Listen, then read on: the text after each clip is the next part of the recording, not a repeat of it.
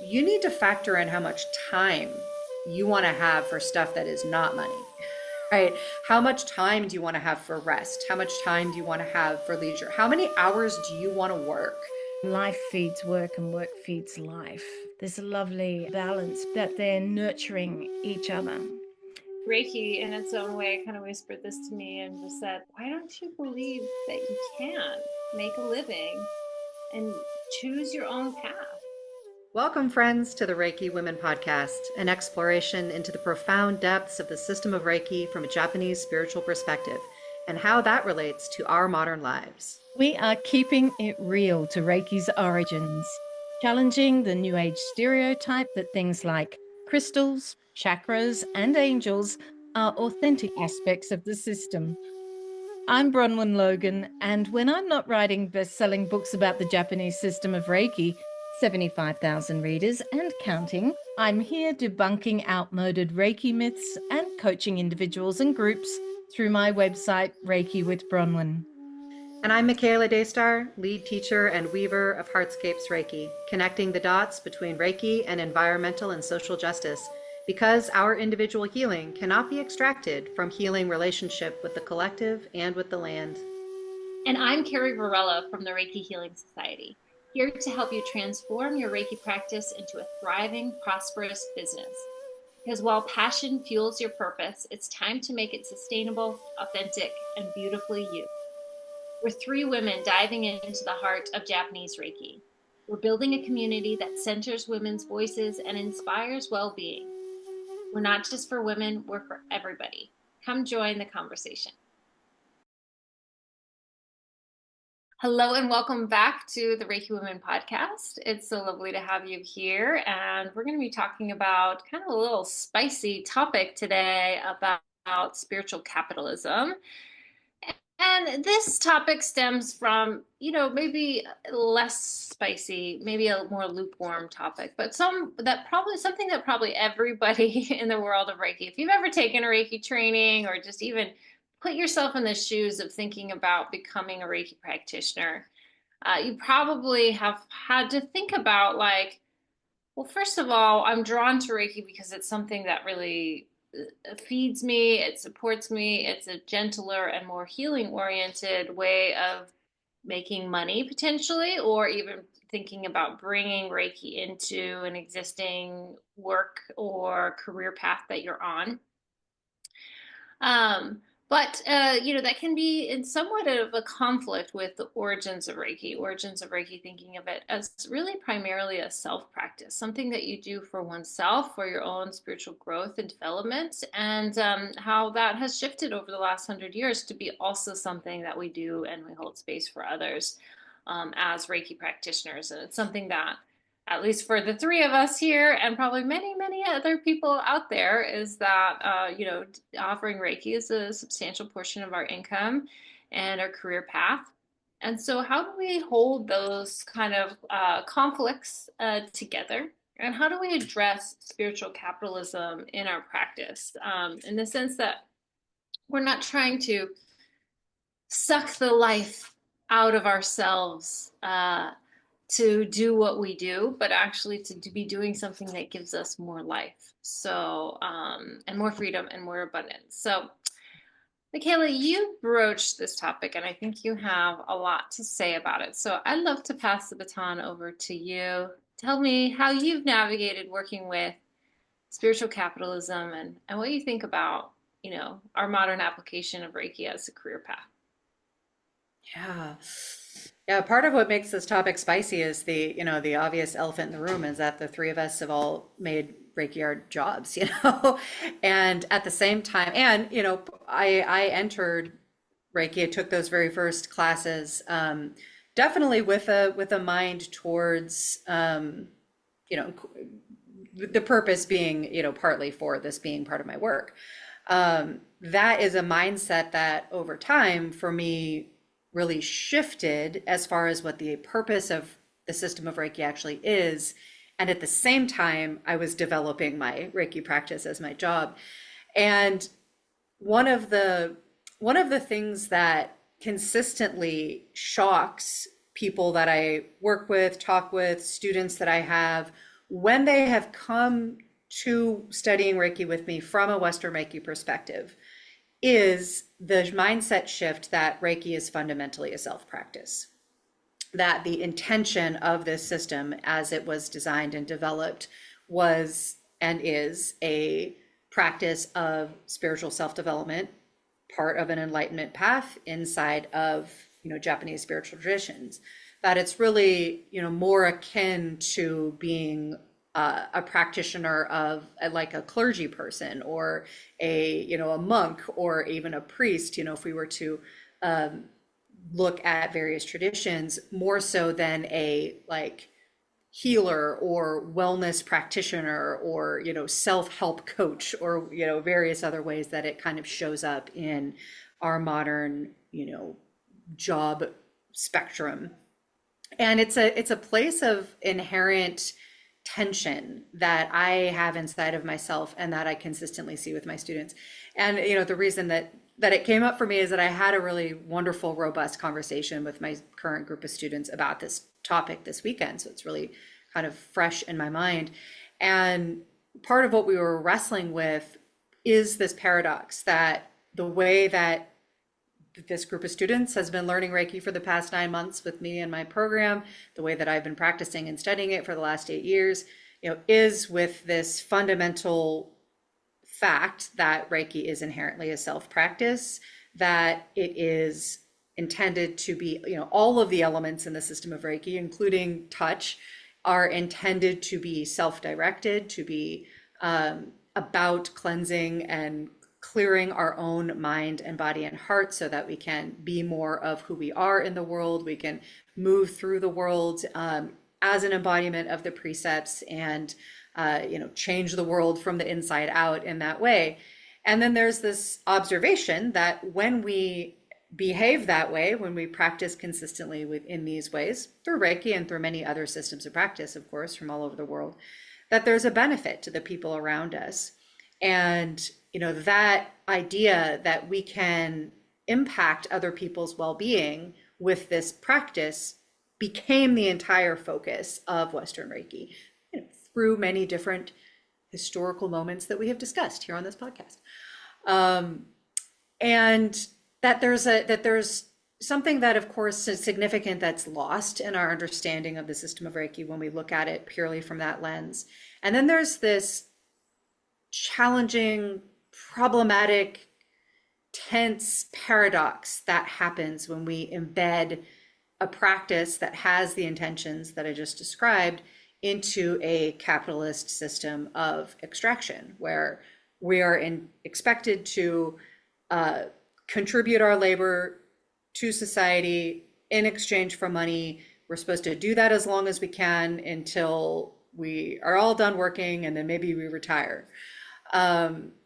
It's a system that has embedded within it, in this extractive form, a very common experience of burning out, especially for people who work in helping professions. We are the Reiki Women Podcast. We sometimes talk about the dynamics of gender inequality, the way that that plays out inside of the world of Reiki. And this is absolutely a place where that plays out, where you have an expectation societally that certain types of professions are helping professions. Those tend to be dominated by women, and there's an expectation that you give and give and give and give of yourself. And the experience of burning out, and which looks a whole lot of different ways, but almost always includes significant health impacts for the people who have given of themselves so thoroughly that they've got nothing more to give. That's just normal. Like, that's almost expected. If you're a nurse, if you're a therapist, if you're a child care giver, if you're a teacher, if you're a librarian, if you are in a helping profession of some kind, there is this common expectation that at some point you're going to burn out, you're going to crash and burn, you are going to be as extracted as you can be because of the way in which you have worked, even if that thing is your passion.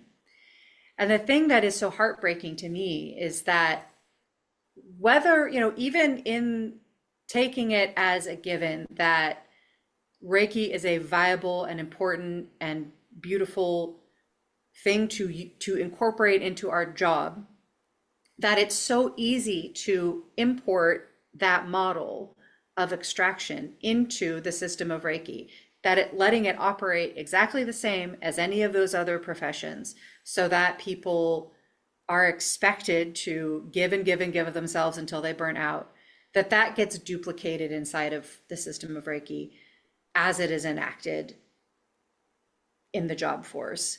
And that's largely unquestioned. And I think what I'm coming at is like, I'd like to question that, because obviously I want to continue doing this as my job. And, I have,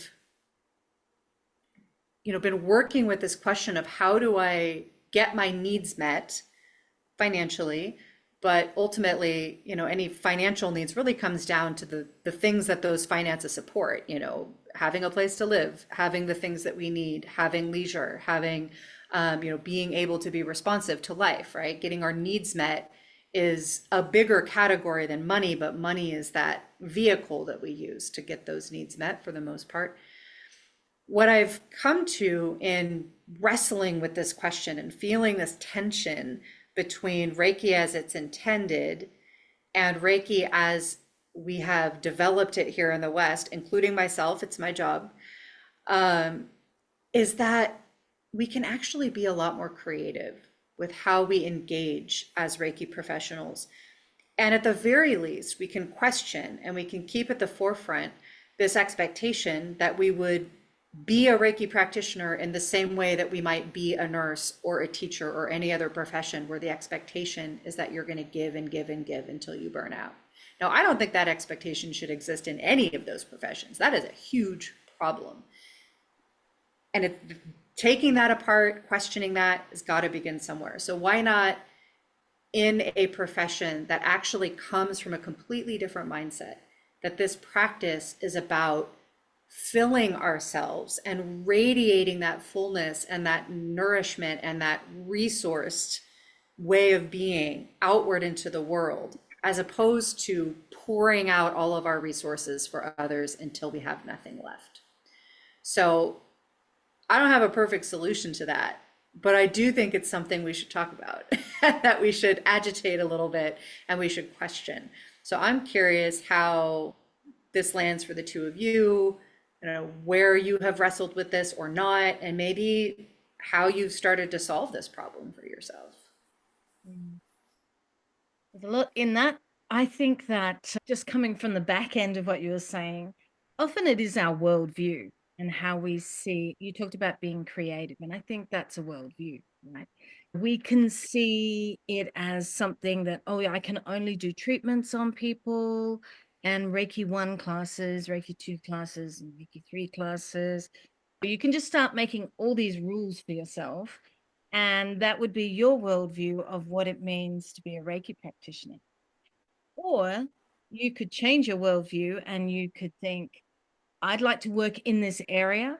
I'd like to earn this much per hour, and that is what I'm going to charge per hour. Start thinking differently.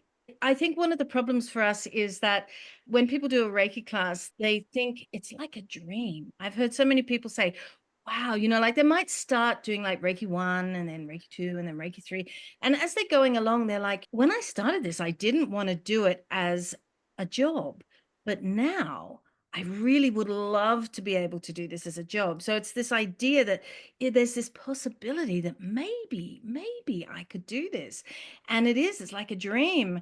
And yet, when we look at the world that we live in, we need to have a think about how that works. And one of the things we need to know is that we need to have some business skills, and they are going to support us in achieving that dream. And more often than not, business skills are not taught in a Reiki class. So maybe if you're fortunate and you can come to it from a business background, or you go and do a business class. But I think it is a lot about worldview, because Michaela, as you said, this giving idea is something that is really instilled in us as women. And unfortunately, a beautiful practice like this, it's very easy just to just adjust that and use that and be that. And you mentioned all those professions, but just being, well, I shouldn't use the word just, being a mum and having to do all the things that's expected of being a mother these days is also incredibly tiring and can also be an enormous burnout. So wanting to do something like this that you think, oh yeah, it's for myself, but wow, what if I could help other people? It just seems like this natural extension in some ways for many of us. And it is a really, really beautiful thing to be able to do. And it is a dream, and to live the dream. I think that a lot of people have this idea like, if I could live the dream, it seems to be, is that a bit of a motto in our day and age? So many people want to escape this this life that goes like this, and they want to be able to be in a place where they have more autonomy. As a Reiki practitioner or teacher, you're self-employed, which is a fabulous thing, but it can also be part of that give, give, give. I actually just reminded me back in 1999, and I was pregnant and I did a business course. I'd just done Reiki like, I don't know, a year or so before. And I took a business course and I met this really nice person who was running a magazine, and she was setting that up. And, you know, I was setting up the Reiki business. We really clicked because we were both in the same sort of field. It was very interesting to see how we approached it differently, though, because she would say, oh, it's Friday evening and it's 5 p.m. Oh, I'm going to have a great weekend. And I would think, it's Friday evening, so what? And I just kept working. And then I'd work all weekend. And this just went on and on and on. And this idea of just being this hardworking woman that would get there and be able to achieve this. But I couldn't understand this friend of mine who was like, if my business doesn't succeed with me working Monday to Friday, then the business shouldn't succeed. And these so different worldviews, right? Maybe I should have been way more like her. I don't know, but I probably wouldn't have had a successful business if I hadn't. These are the conflicts that we have. And she came out of I think she'd been in the public service before that. So she had a very sort of set idea about how she lived her life. I still work every day, and there's no such thing as like a weekend. That's the only thing I know. So that's my worldview. I'm not saying that it's great, but it does sort of get me to where I need to be. And so we have these different ways of doing that. And I'm sure it does and has at times led to burnout. But I do try to come at everything that I do with a passion and with a curiosity and interest that motivates and fuels that ability to keep going. I don't think I'm a particularly good role model for this discussion as I'm talking. So maybe someone's got some ideas for me how not to do what I do. But on the other hand, I did have this idea when I started working with Reiki that life and work would be an integrated aspect, and that I didn't actually want to have this idea that I went to the office, and instead that in its integration, it's about me and it's about my business and it's about others. Perhaps I would not want to have a weekend every weekend. I don't know. What do you think, Carrie? Oh, Coach me. Bronwen, give yourself a weekend, my dear, my friend, my friend. I'm going on holiday in a week, so. Oh, good. Okay, get some holiday in. We all need that, and I agree. I really appreciate all the points you brought up. Both of you brought up. I think there's just a lot here to talk about, and I don't know where to start really. Except I want to go back to spiritual capitalism, and I want to say that I think that's bullshit. I think, first of all. Well, there's a couple of points. Well, first of all, is, in the way society was structured even 100 years ago, or, in generations beyond that, before that, is that spirituality was an ingrained part of your life, and that they have a societal structure such as like tithing in, Christian cultures, like you gave 10% to the church. and they just got the cut, right? And it wasn't that, and that's what supported priests and nuns and the whole church to do and function the way it was, and to, you know, have its charity aspects, to have and to feed its, you know, practitioners. Right. And so, yeah, individual nuns and priests, you know, I don't know how it works nowadays. I'm sure that they had some sort of access to some sort of money or some sort of resources, but most of that was provided for within the organization, right? So there wasn't freedom of choice or society or how they make money. And that's, I think, an archaic structure, you know, that probably caused a lot of people suffering. And that's why, you know, it's being, you know, transmuted or changed in our current society. And so, but along with that is changing and rewriting the paradigm that spirituality or following a spiritual path shouldn't involve money or doesn't involve money. I think there's really a need to reset that paradigm, and that mindset, you know, and a lot of people face it. You know, they say, oh no, if I'm doing something good for the world, I can't make money at the same time. And that is an absolute recipe for burnout. Like, you know, if you have this mindset where you can't make money doing something that you're really good at, or, you know, if you have this orientation towards wanting to help other people or give to other people, and then also facing this kind of mindset block around, well, I can't receive any money because of that, like, you know, we have to rewrite that. We have to rewrite that paradigm. And in doing so, I think we can, um, yeah, like address this notion of spiritual capitalism, and and I guess how it might show up within Reiki. You know, I think you're right, Michaela. You know, the origins of Reiki talk about Reiki as primarily being a self practice, but Yusui also gave his time to people in need. He opened up his own clinic. He was treating other people other than himself.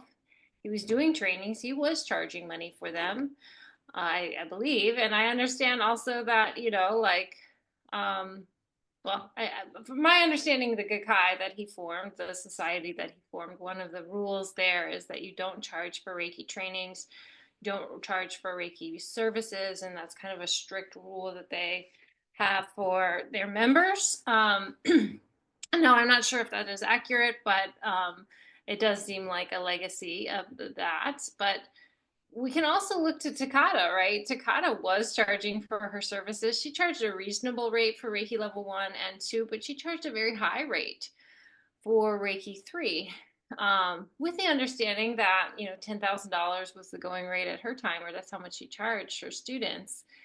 And she wanted people to put a high value on Reiki, and you know, have a high value for what it was. Now that's shifted a little bit in our modern day, but I still think that we can carry forward that same idea, you know, putting a high value, and if it doesn't have to be, you know, this inaccessible amount of money, but enough certainly for you to get your needs met as a practitioner. And I also think of other like modalities that might be kind of analogous or similar, like thinking of like martial arts, like, yeah, like you take trainings and you train in martial arts for yourself, right? But you still pay your teacher, and there's still people who make a living from doing that as a service for others, because we're carrying forward the lineage, you know, and we're helping other people learn, and maybe some people just learn and, you know, take the principles that they learn in martial arts into their life, and maybe some become very, very dedicated and disciplined practitioners, or maybe there's other pathways is there as well. So I don't think that following Reiki as a self practice doesn't omit that it also can be a service, and a service that you should charge for. And as modern day Reiki practitioners, we are not part of capitalist structures. We're actually entrepreneurs. We're completely outside of those structures. So, you know, being a Reiki practitioner, if you're concerned about spiritual capitalism, well, first of all, what I'd say is that we're in some ways a lot of outside of a capitalism model.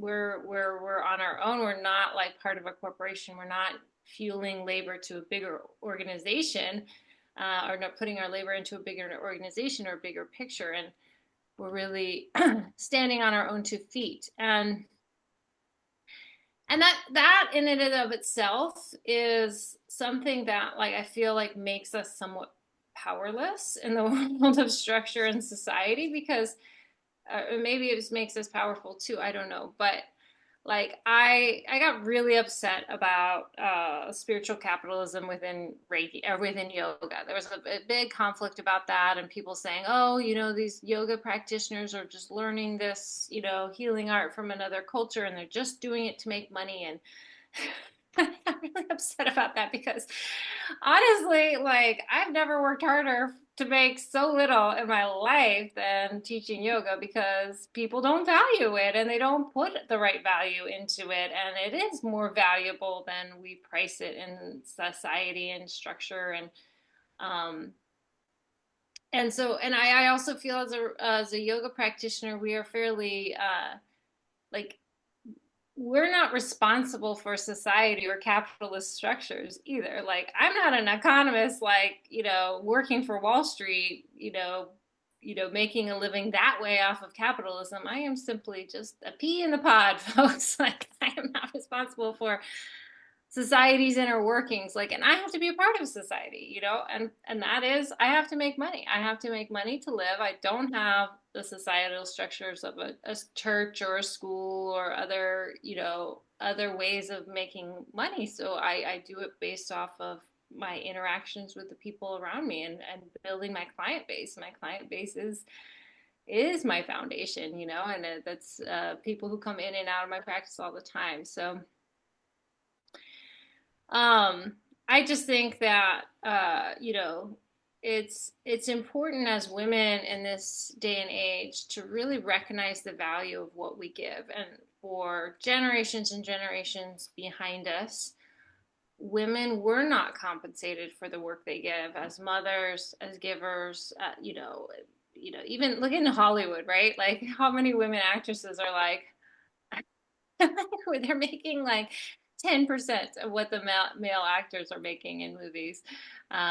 It's so, yeah, it's so important to value your services and put a fair value on what you offer. And I think that there's a fair amount of debate about what that number is, but it is something that I'll be talking all about in the Reiki Business Summit: how to price your services and consider all of these factors, right? But as a Reiki practitioner, we're independent contractors, basically. And so you have, as an independent contractor, somebody making your website, or working for any other organization, you have to up your prices to reflect the fact that you don't have health insurance, you don't have, you're not putting in money into your retirement. All of those things have to be considered in your rate. And so I think as Reiki practitioners, we can be more savvy about what our rates are, and just overall kind of increase the vibration of what we're offering, and how we want that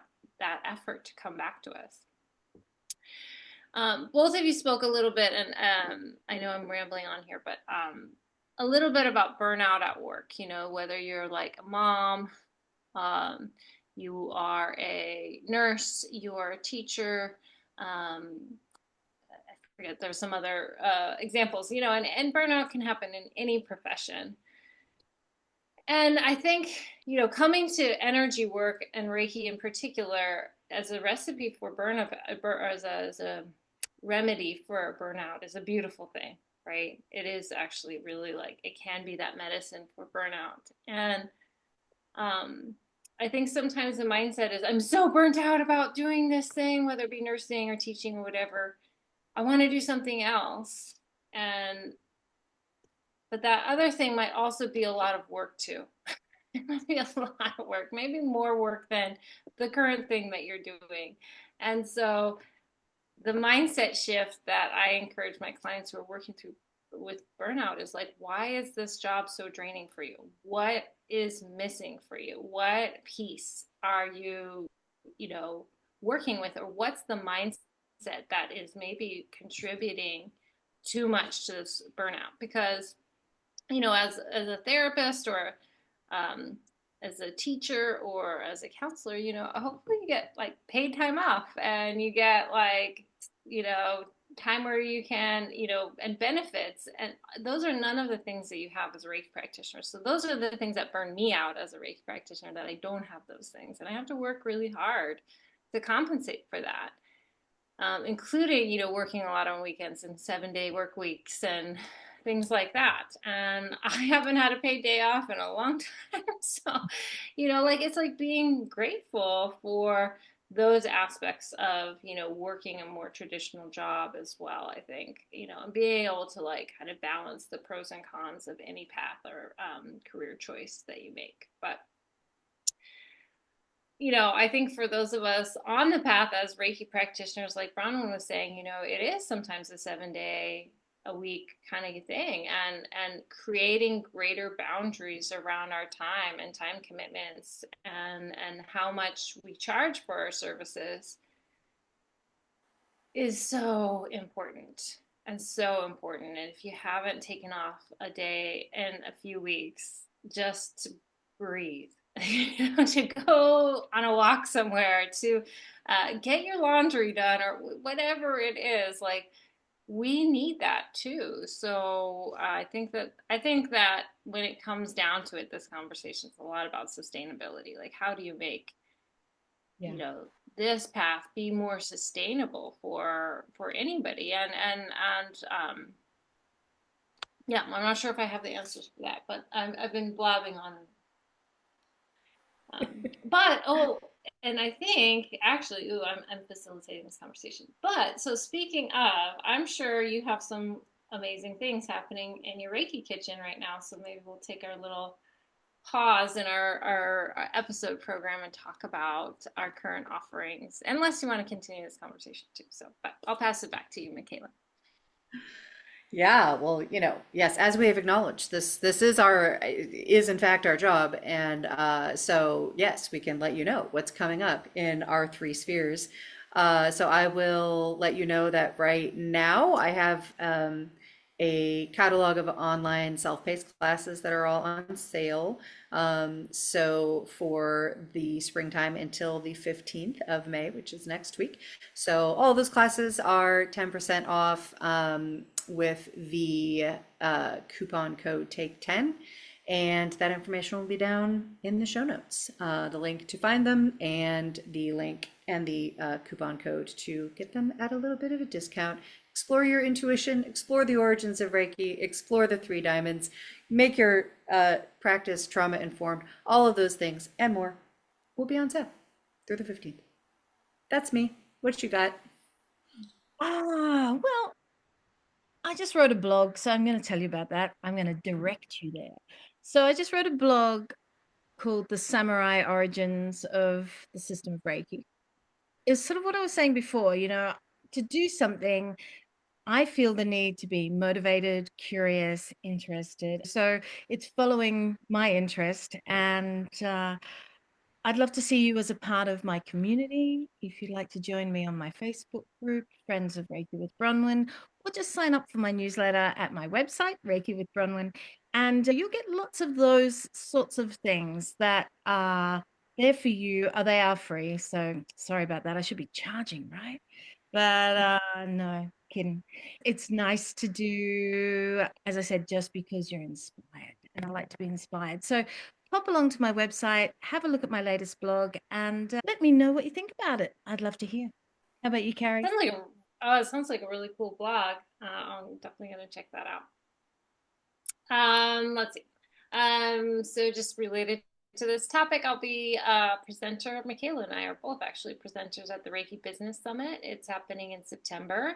And I'm going to be talking about how to design your rates and, looking a little bit more closely at your rates and how you make it sustainable and fit your lifestyle and fit, get your needs met.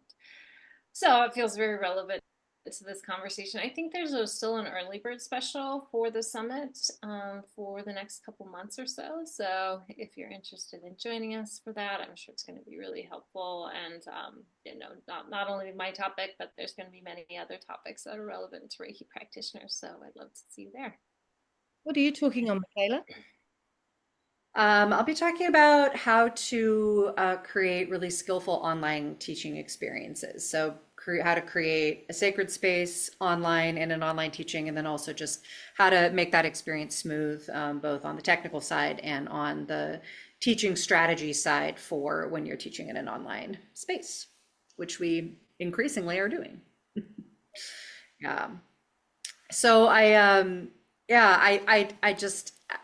love how complex this conversation is.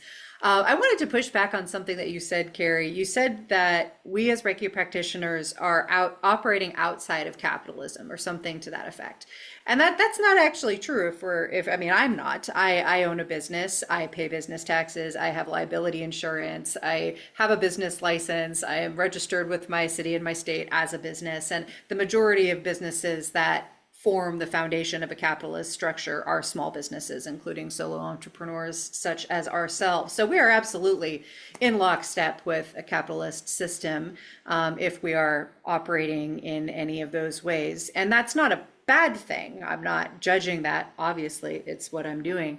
But I think that what is really, alive for me in this conversation is, does that mean we have to operate in the same way that that the expectation is? And you named a couple of other models for spiritual practitioners in particular getting their needs met. And while the kind of traditional method of monks and such being completely supported by community so that they're expected not to work, they're required to not work as part of their spiritual vows, that's something that's available to a very, very narrow amount of people. The model of tithing for churches is one that is very much open for debate. It is very much being shifted. It's kind of crumbling in a lot of ways. My master's thesis was actually on that very same topic, on bringing kind of a social entrepreneurial model into funding for tradition for churches that are moving away from traditional tithing models. And actually, in the context of doing that work, I did about a 2-year project with one of my local churches. I got to have a lot of these kinds of conversations from the perspective of clergy. And, they wrestle with similar things, right? This need to be financially secure in the world, the desire to give their time to being a spiritual leader and clergy, and basically meaning they're employed by a church as the leader of that church, and the frustration of having to live so thoroughly in the realm of scarcity and funding and all of those things.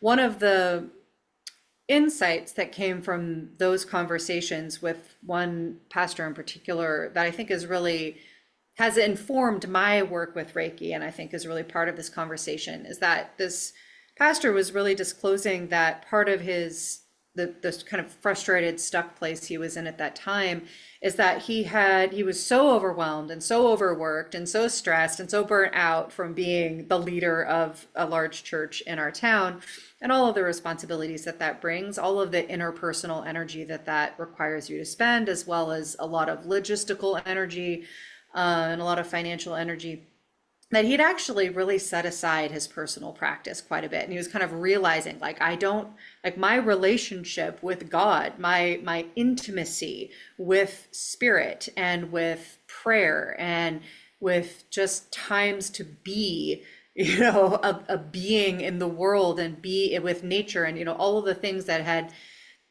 add up to his spiritual life and that had of course prompted him to want to be clergy in the first place, were being pushed to the side in lieu of doing his job.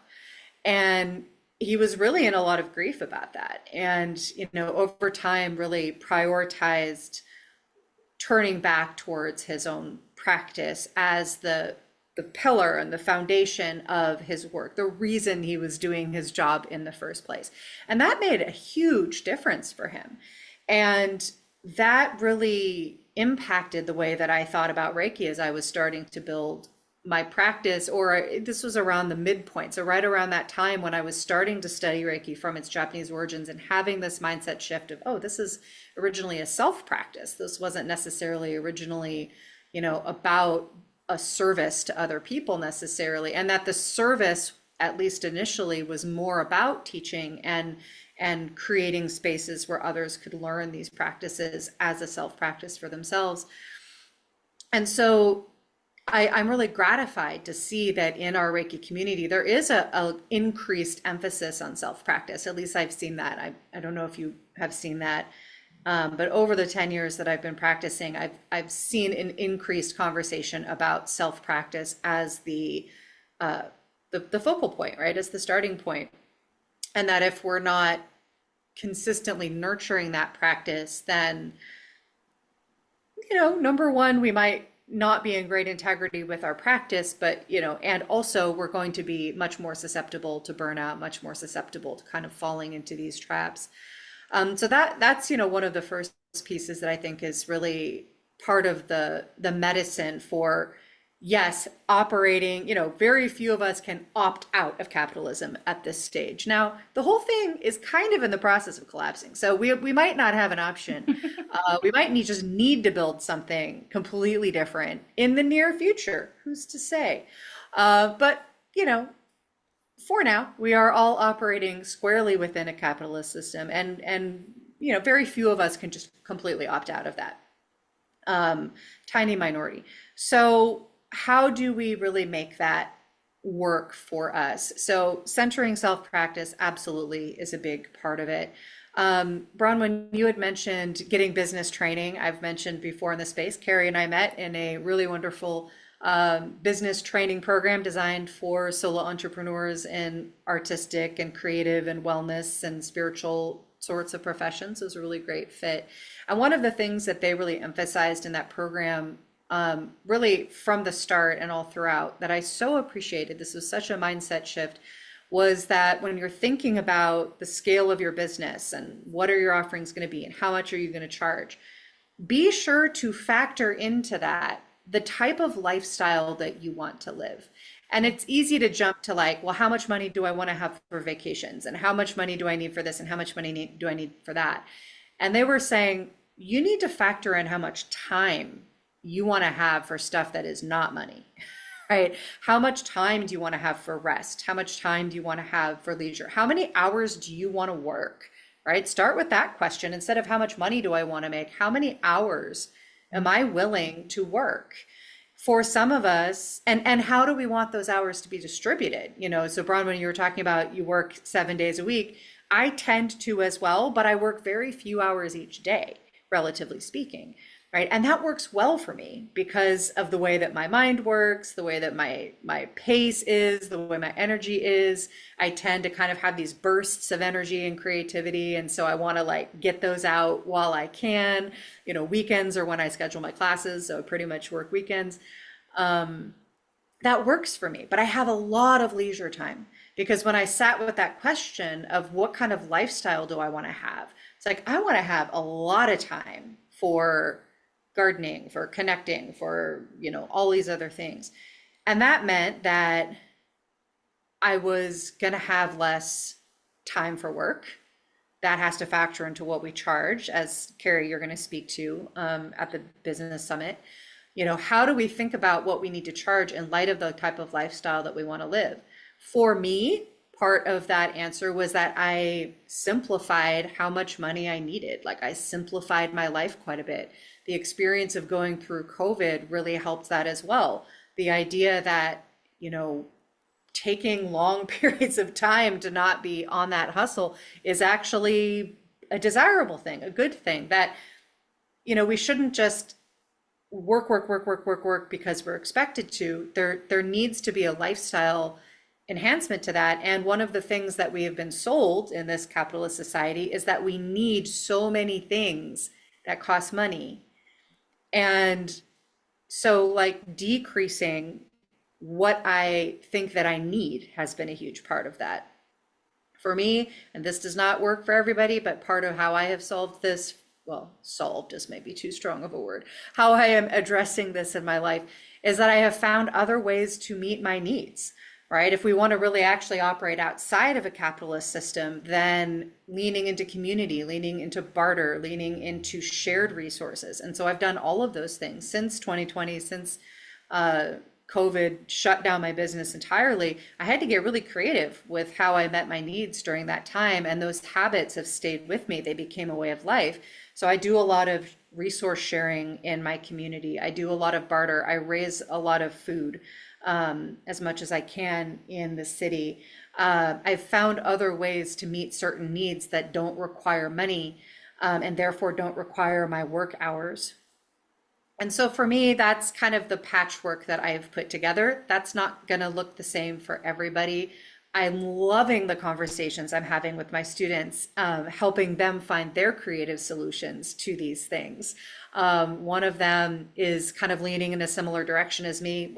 One of the other things that has been part of my solution is that I lean much stronger into teaching Reiki than I do into Reiki sessions. I do very few Reiki sessions. And most of those Reiki sessions are with a small handful of regular clients and then are with my students as part of their learning experience. And that works well for me because when I'm teaching, I feel more like I'm in my own practice and I'm with people that I care about and we're practicing together. We are, we're coming together to learn and to talk and to exchange ideas and to learn from each other and to practice together. And for me, that doesn't feel like work. When I am in a Reiki session with somebody, that feels like work, not in a bad way, but like I am very aware that I am providing a service when I am doing a Reiki session. And I am also aware that for me, I want to limit those hours. Whereas when I'm teaching, I feel like I am with my community in my practice. And so that, is a mindset thing. That's going to look different for other people, right?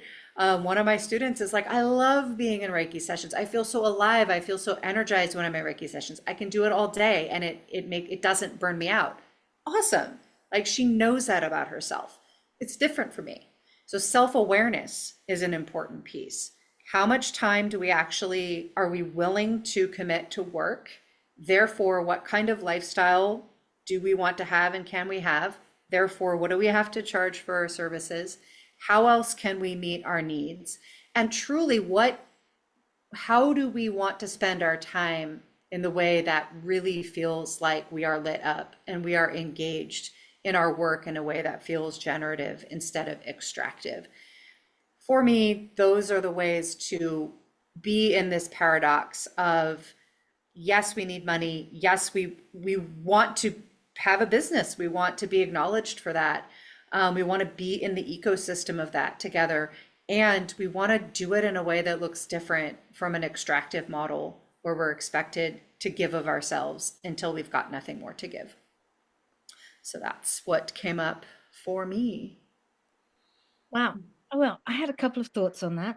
One was, as you're talking there, Michaela, well, what is work? And the word creative came up earlier on. And when I'm being creative, I don't actually think of that as work. Right. So it is, once again, how do we manage our time? What are we filling our days with? Yeah. And I mean, I sound like I'm a really hard worker. I think I am a hard worker, but that's also a mindset, isn't it? And on the other hand, a lot of the things that I do, I really only try to do the things that I really enjoy doing. That's sort of like it's a compromise, I guess, and it's also a boundary. It's both. It just depends what's happening in my life as to what I'm doing. But it did make me think about that, what is work? And I often feel that life feeds work and work feeds life for me. There's got to be this lovely balance between those, that they're nurturing each other. And I love that. And I think it's a great way to live. I love the freedom. You sort of spoke about that. I mean, there are so many wonderful things to being able to do this. And I definitely feel like I have a sense of freedom. I would love to think too, Carrie, that I was outside the capitalist system, but I guess I'm not. But anyway, it would be nice to think that, wouldn't it? It did remind me of in India, when you get to a certain age as a woman, you've had your children, they're grown up, then often you are allowed to head off into a world that is quite different to the world that you have spent looking after everyone else. It's often considered a time where you can go and give that time to yourself. A lot of women in their older years, they just go into this spiritual world where they will spend a lot of time at their temples, and they will not be expected to fulfill as much of the motherly householdy things that they did looking after everyone. It is different for us at different times of our lives, especially, like if you're single mums and all that sort of thing. Well, even if you're not, I mean, it's still a lot of work and a lot of time, and there's still these expectations on you as a woman. I love that idea of being able to go back, like out of the world, and you go more into a spiritual world. I think that's a really beautiful thing. And I think when I talked about people saying that to work with Reiki, it's like a dream. And it is almost that. It's like it's something outside of the regular hubbub, and to be able to go into this space that is so beautiful to be in.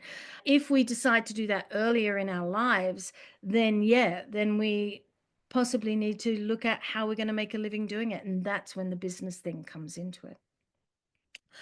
I think that's the things that I was thinking about.